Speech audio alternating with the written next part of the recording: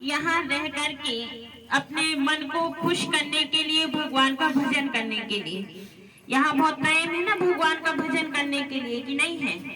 क्योंकि आप लोगों के पास जो खजाना है, कहते ओल्ड इज गोल्ड। हमारी जो अवस्था है, ये अवस्था बहुत अनुभव से भरी हुई अवस्था है।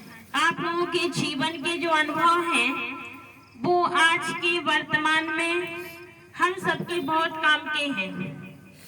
और आप लोग भी अपने बचपन के दिन भी यहाँ बैठ कर के एक दूसरे के साथ जैसे बैठ के और बातें करते हैं ना, परिवार की जो दुख देने वाली बातें हैं उनको नहीं हमें करना है। यहाँ बैठ के भी यदि हम दुखी होंगे, जैसे हमारी दीदी ने कहा ना कि कोई आता मिलने तो ये सब रोते हैं। रोने का मतलब यानी दुख है। रोता कौन है? जो दुखी होता है। लेकिन हमें नहीं रोना है, क्योंकि अंत मति सो गति। कैसे जाना? हंस के जाना कि रो के जाना?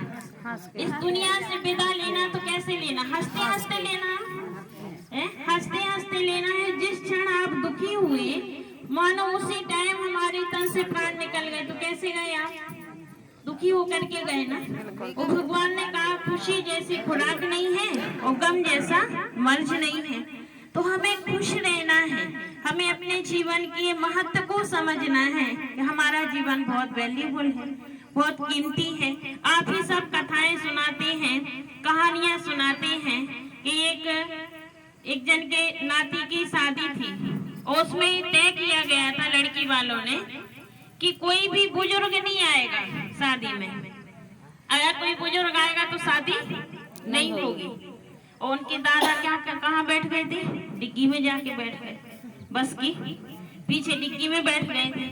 जब वहां गए तो कहा शादी तब होगी जब ये जो नदी है, इस नदी को दूध से, नदी पानी की जगह दूध बहने लगेगा तो शादी यहाँ कर सकते हैं, शर्त है।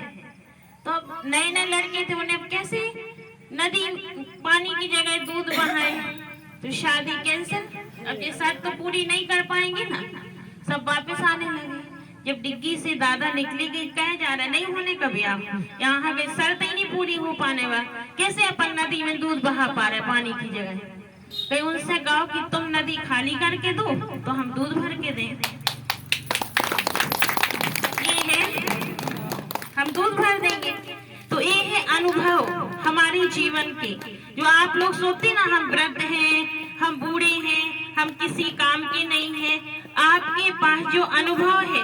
इसीलिए किसी ने कहा भी है कि जहाँ न पहुँचे रवि वहाँ पहुँचे कवि, और जहाँ न पहुँचे कभी वहाँ पहुँचे अनुभवी।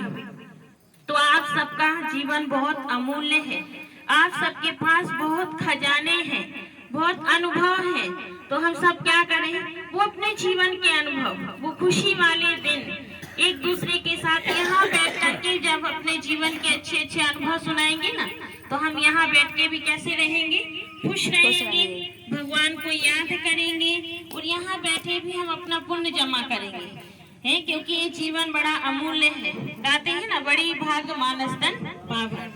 तो बड़ी भाग्य से मनुष्य का जीवन मिला है। तो इस जीवन में रहते हम सबको खुश रहना है, दूसरों को भी खुशी बांटना है। आपने अपने जीवन की अच्छी अच्छी बातें दूसरे को सुनाई, उनको खुशी मिली, तो आपका पुण्य जमा हो गया ना। यहाँ रह के भी पुण्य जमा कर लिया। इसलिए कभी ये ना सोचो हम यहाँ हैं, हम बच्चों से दूर हैं। ये हमारा कर्मों का हिसाब किताब है। किसी जन्म का हिसाब किताब होगा, वो हम चुका रहे हैं। लेकिन यहाँ भी कितने सारे लोगों के पास साथ हैं। यहाँ पर परिवार के साथ भी आप 4-6 लोगों के बीच तो रहती थी ना, यहाँ कितने सारे लोगों के बीच रहती है, भी हमारा एक परिवार है। तो कभी दुखी नहीं होना है, रोना नहीं है, परेशान नहीं होना है। हमें